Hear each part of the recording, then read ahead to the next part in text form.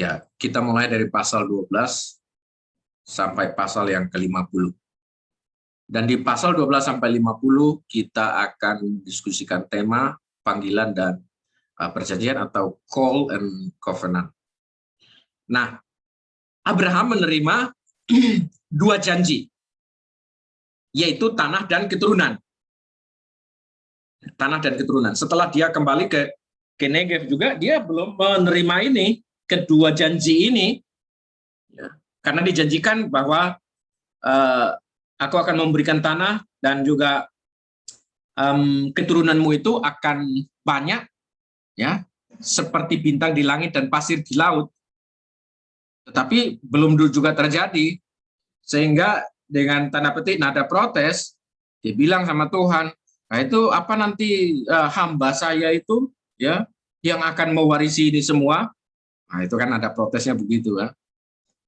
Jadi bahasa kita manusia dalam bahasa ya sehari-hari, ya sudah nggak apa-apa, nggak kasih nggak apa-apa, paling juga ini harta saya diwarisi sama itu budak saya, gitu kan. Nah nanti mendengar itu lalu Tuhan katakan kepada Abraham, jadi dibawa keluar gitu ya, dibawa keluar lalu suruh lihat langit lagi, atau Tuhan bilang lihat lagi pasir di laut gitu ya. Nah, lalu Tuhan bilang, nah saya akan tepati itu. Nah, nanti sampai kemudian janji itu ditepati, ya, janji itu ditepati dengan adanya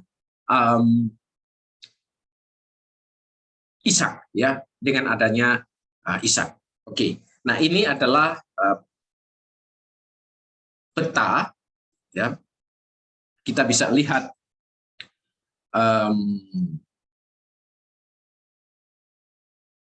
kota, ya. Nah, ini Ur, ini kita perhatikan Ur. Nah, ini di sini ada nanti ada aliran sungai ini, ya, ada aliran sungai di sini, ya. Ini. Nah, ini Sungai Efrat. Efrat River. Ini di sini, ya. Sungai Efrat. Ini Tigris River. Tigris River itu berarti ini sungai Tigris, Efrat. Berarti laporan tentang 3 sungai itu yang ada di Kejadian berarti wilayahnya ada di sini. Secara geografis. Bukan ada di Israel, ya.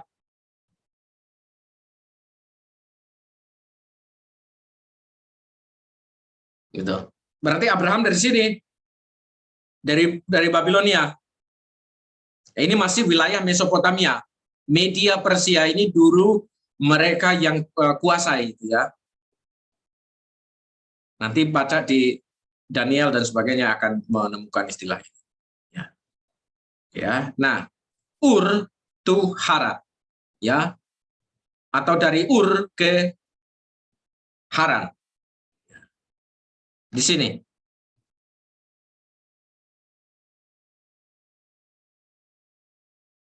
Itu ya.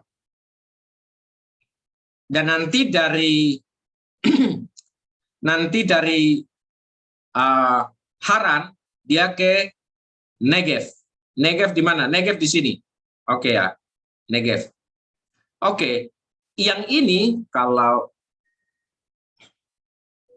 kita perbesar, bukan kita ya, saya yang perbesar, karena kita tidak rame-rame memperbesar barang, saya perbesar. Oke. Ini di zoom, ya.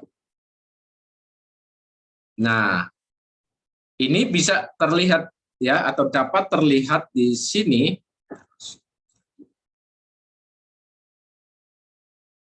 Ini ya, ini yang saya lingkari ini adalah Laut Mati, Dead Sea. Oke, ya. Negev ada di sini. Oke, ya. Negev. Kita perhatikan, ini Laut Mati berarti bagi 2 nih.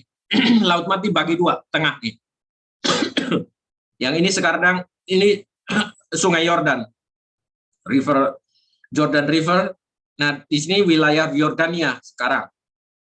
ya, Yordania.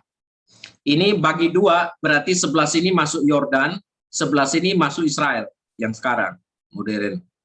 Ya, yang kemarin saya tunjukkan itu mereka dari Mesir, itu berarti ini di sini. Kira-kira mereka dari sini, karena Pitom dan Ramses di sekitaran ini. Pitom di atas, Ramses di bawah sini. Kira-kira itu ya. Nah, nanti menyeberang, ya. Sorry, bukan lewat sini. Ya, salah.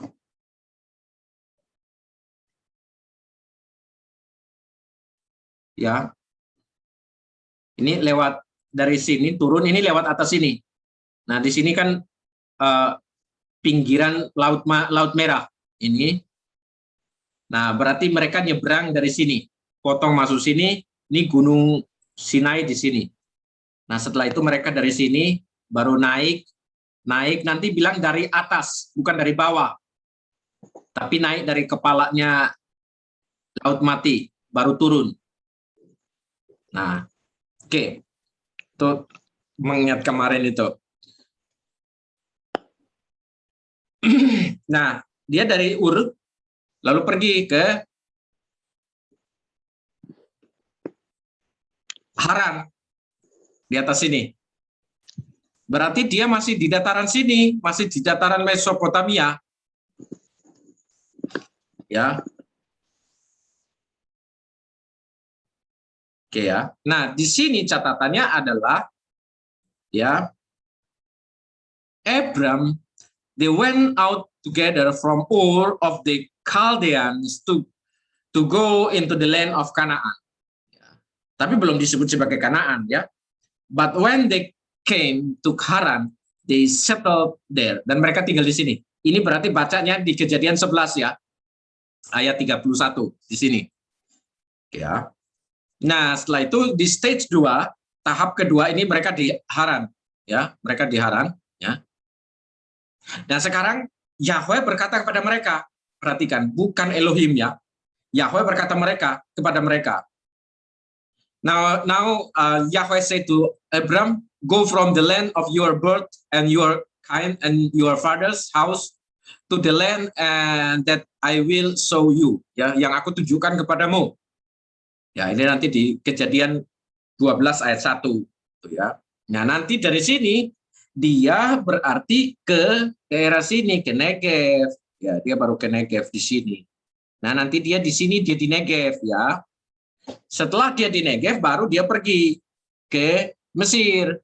Oke, dia ke Mesir. Nah, disinilah nanti Abram tidak mengakui istrinya. Itu nanti berarti di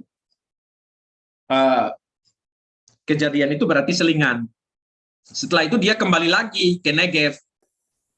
Nah, yang tadi saya katakan dia protes itu, ya itu berarti setelah dia kembali dari Mesir dan ada di Negev.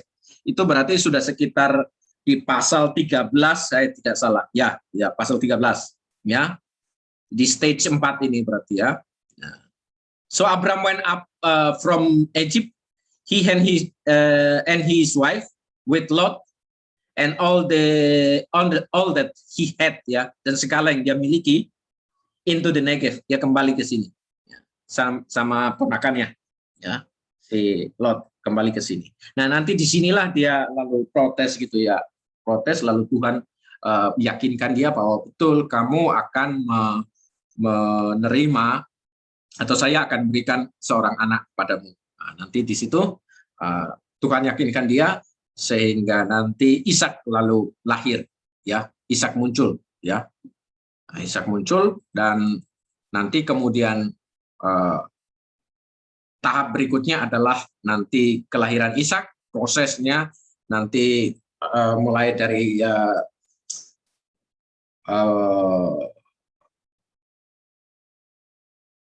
yang istri tidak sahnya si Abraham ya, Sarah itu nanti masalah, lalu kemudian Ishak muncul, nanti kemudian masuk ke tahap Ishak dipersembahkan ya, Ishak dipersembahkan. Nah, ini yang tadi saya katakan kalau begitu ini adalah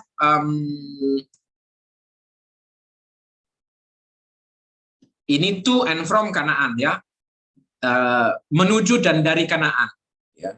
Nah, ini berarti bahwa ini sumbernya adalah sumber Yahweh J, ya, karena menceritakan tentang sebuah perjumpaan dengan Tuhan itu ya sangat natural, sangat manusiawi. Tuhan berbicara kepada Abraham, lalu Abraham meresponi Tuhan, ya kira-kira seperti itu.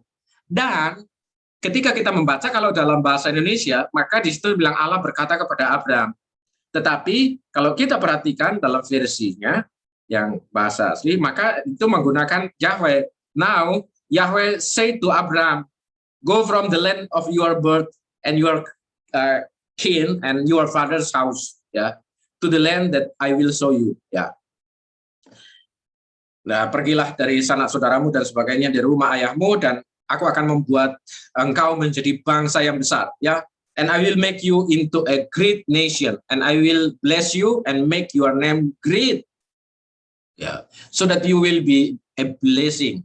I will bless those who bless you, and him who curse you, I will curse. Ya, siapa yang istilahnya mengutuk kamu, ya saya akan kutuk. Ini jaminan Tuhan kepada Abraham. Nah, lalu kita perhatikan nanti Abraham menyetujui itu, lalu dia jalan kan, ya. Dia jalan, ya. Dan dia pergi, tadi sudah saya sampaikan. Nah, nanti kemudian Abraham menerima panggilan, calling itu, dan juga janji itu. Itu tadi tema call and covenant. Ya. Lalu kita lihat selanjutnya. Ya, kita lihat selanjutnya.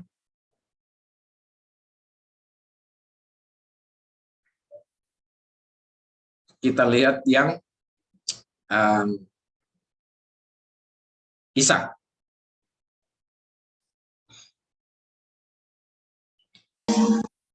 Oke. Nah, nanti terkait dengan Ishak, ya, ini nanti sunat, ya, circumcision, ya, sunat, ya. Nah, terkait dengan Ishak adalah bahwa Tuhan memberikan Ishak kepada Abraham sebagai bukti janji yang pertama, ya, sebab nanti dari Ishak Abraham menjadi bangsa yang besar, menjadi ternama, ya. Tetapi ada catatan bahwa dia akan harus menjadi berkat, ya. Betul. Oke, ya. Nah, nanti di pasal 18 sampai 19 adalah pengumuman tentang kelahiran dari Ishak, gitu ya, Ishak. Dan kita perhatikan bahwa nanti Ishak muncul, kemudian Tuhan meminta Ishak, ya, Tuhan meminta Ishak, dan kita perhatikan sekali lagi, ya, saya mau balik ke kita ini. Tuhan meminta Ishak kepada Abraham, ya. Dan ya saya tidak usah tanya, nanti lama, ya, kita harus tanya jawab, jadi lama nanti.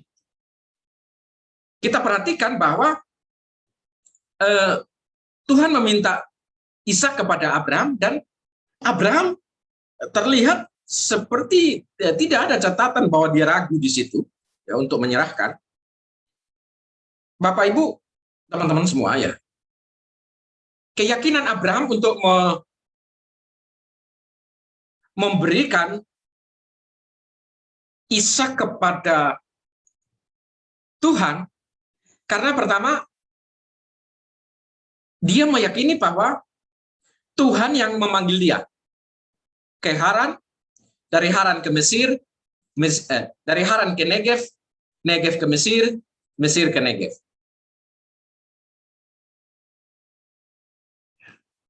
Dan sekarang Tuhan meminta Ishak, maka tanpa ragu Abraham memberikan Ishak kepada Tuhan. Tanpa ragu, Abraham memberikan Ishak kepada Tuhan. Dasarnya adalah karena memang dia sudah berjalan bersama Tuhan. Meskipun dia, bukan meskipun. Dasar dia berani memberikan itu karena janji pertama kepada dia itu sudah Tuhan tepati. Gitu ya. Nah, ini untuk Abraham. Artinya bahwa dari stage 1, tahap 1 ke tahap 2, stage 2 dari lalu nanti ke sini ya. Kita perhatikan stage 4 di sini, stage 3 ya. Lalu nanti dari tahap 3, stage 3 ke 4, Abraham sudah belajar dengan Tuhan. Jadi dia tidak perlu ragu. Tetapi ketika Tuhan meminta Ishak kepada Abraham berikan. Abraham beri. Di sini pembelajarannya itu kini bukan lagi ada pada Abraham, tetapi pembelajaran kali ini dari Abraham kepada putranya Ishak. Mengapa? Tuhan yang berbicara kepada dia sudah dibuktikan. Tuhan sudah membuktikan. Ya. Tuhan sudah membuktikan itu. Nah, sekarang dia sebagai orang tua, dengan dia menyetujui permintaan Tuhan untuk pergi ke Moria dan mempersembahkan Ishak, maka di tahap ini adalah Ishak belajar siapa Tuhan yang diyakini ayahnya, dan dari sisi Abraham, dia akan belajar lagi Tuhan ini seperti apa. Kira-kira begitu. Nah, kita perhatikan, sedikit saya masuk ke paknya pendidikan agama Kristen ya, kalau kita lihat ya, belajar dari Abraham dan Ishak. Maka Abraham, caranya dia untuk mengajarkan tentang Tuhan adalah tidak berada di kelas teologi, atau mereka tidak berada di rumah untuk PA, tetapi Abraham mengajak dia, mereka berada di dalam sebuah perjalanan, tetapi itu adalah the journey of faith, itu adalah perjalanan iman. Sebab nanti Ishak akan belajar dari ayahnya, siapa Allah yang diyakini ayahnya. Nah, berarti metodenya itu adalah role model, contoh, role model, contoh, teladan.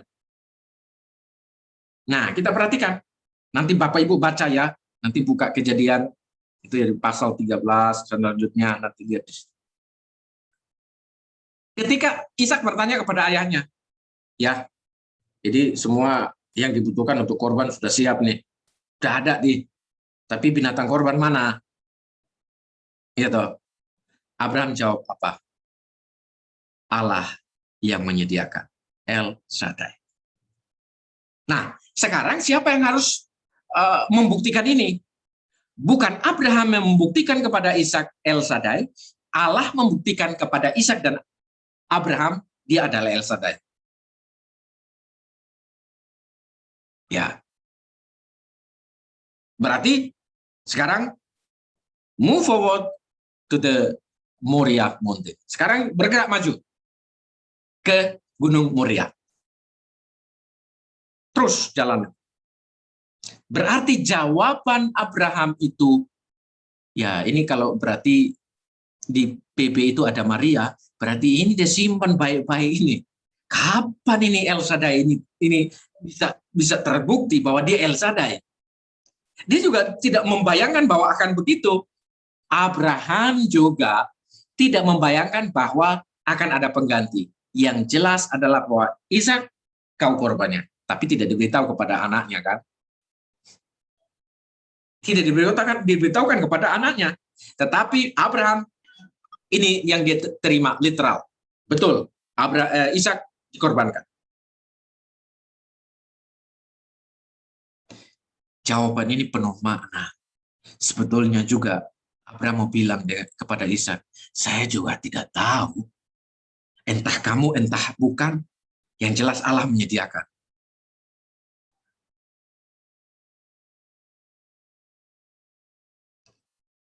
ada di benaknya Ishak, itu berarti, oh Allah ayah saya hebat, ini nanti ada, pokoknya disediakan gitu. Ya, ada di pikiran dia, benak dia, ini Allah sediakan karena ayah saya yang bicara, saya percaya dia. Jadi dalam konteks ini ada hierarki di sini. Abraham mempercayai Yahweh, Ishak mempercayai ayahnya bahwa Allahnya tidak bohong. Abraham percaya Yahweh, Yahweh tidak bohong. Mereka sama-sama membuktikan.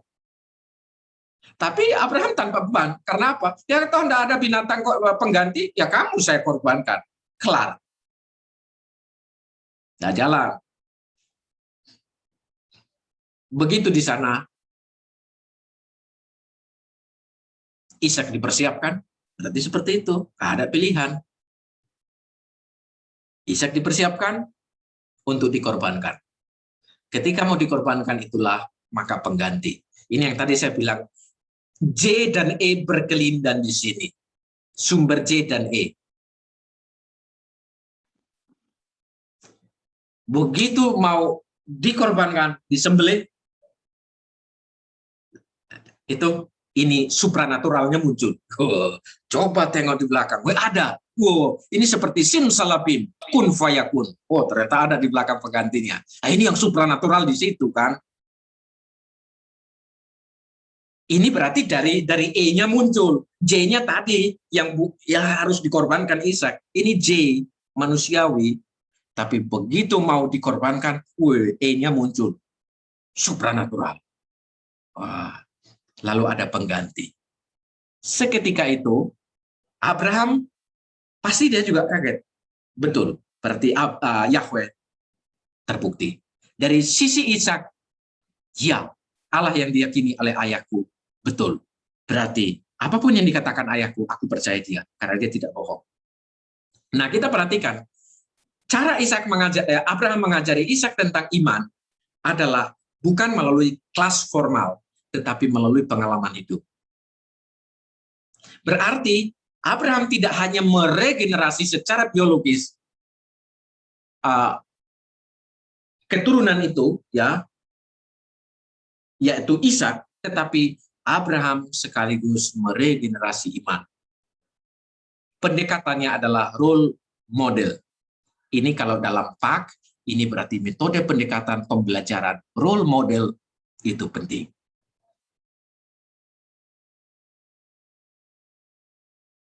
Ishak mulai percaya Tuhan. Abraham, dari sisi Abraham semakin yakin. Nah, ini menarik. Dari pembelajaran ini penting bagi kita. Ya, sedikit saya singgung, ada makna dan dari paknya juga bisa kita dapat. Ini kalau yang di program pendidikan agama Kristen itu, pak dalam ruang lingkup itu juga, dalam ruang lingkup keluarga juga dapat, pak dalam ruang lingkup gereja juga dapat, pak di sekolah informal juga dapat.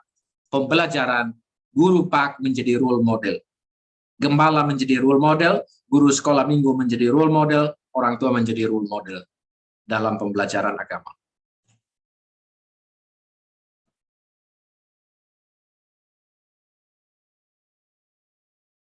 Nah, itu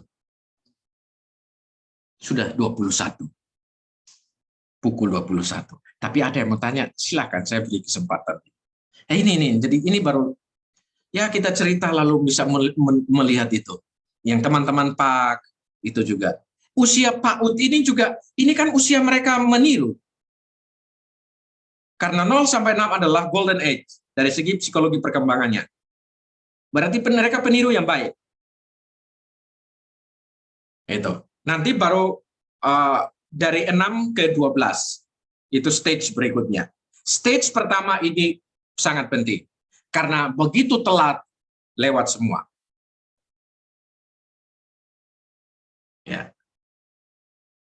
Ini mereka baru mengenal dunia.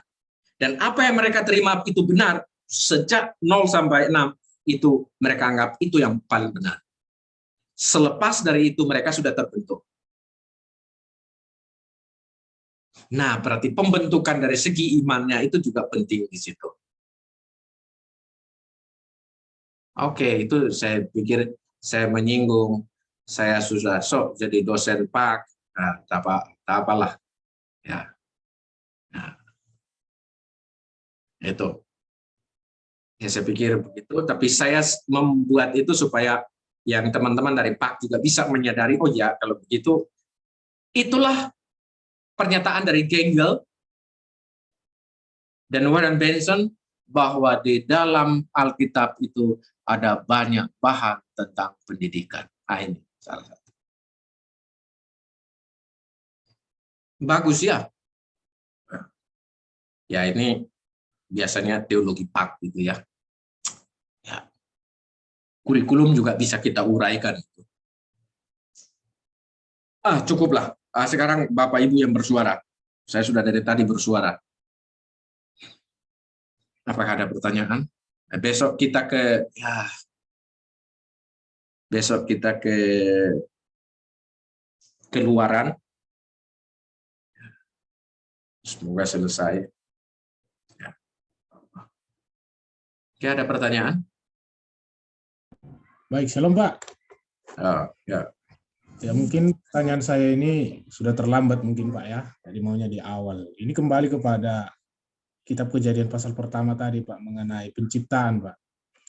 Ya, saya melihat di sini bahwa di dalam penciptaan hari pertama dan hari kedua itu kan Tuhan tidak menyandangkan kata sangat baik. Tetapi pada penciptaan ketiga, keempat, dan kelima, Tuhan itu menggunakan kata semuanya baik gitu Pak. Apakah ada sesuatu yang berbeda antara penciptaan yang hari pertama dan kedua dengan yang ketiga, keempat, dan kelima sehingga Tuhan tidak menyandangkan kata semuanya baik pada hari pertama dan kedua, Pak? Oke. Ya Pak, seperti ini.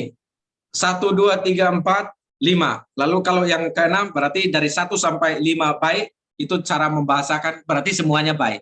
Tidak sebut satu-satu. 1, 2, 3, 4, 5 baik, tapi dia bilang semua baik. Tapi kata yang dipakai adalah tov. Tov baik. Ya, cantik. Itu artinya. Nah, itu jadi kalau 1, 2 ada deret ya di situ 1, 2, 3, 4, 5 yang nulis tidak bilang begini. Maka 1 di hari pertama, kedua, ketiga, dan 4 yang diciptakan baik. Ya cukup katakan semuanya baik. Berarti kalau semuanya baik berarti yang dari pertama sampai ke-4 baik enggak? Sampai yang ke-5 baik enggak? Nah, jadi kata kuncinya pada tov.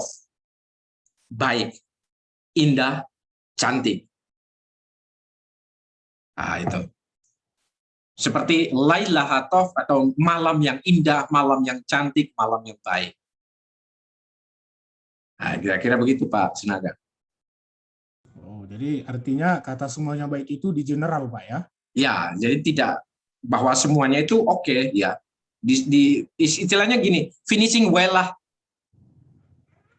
Diselesaikan dengan baik, itu semuanya baik. Tidak ada yang cacat gitu ya. Tapi pernyataan saya cacat jangan sampai lalu ditarik lagi. Tapi Pak ada manusia yang lahir cacat, jangan ke situ dulu. Lain lagi ceritanya. Iya Pak ya. Nanti panjang urusannya kan jadinya. Oke baik Pak, terima kasih Pak. Sama-sama Pak Sinaga. Oke. Ya, sudah jam 9:08. Mohon maaf Ibu Ketua Kelas karena kalau tidak nanti diingatkan. Ini mau lanjut atau mau kami tinggal ini kan? Nanti nggak enak. Oke, kita lanjutkan pada esok hari. Saya hanya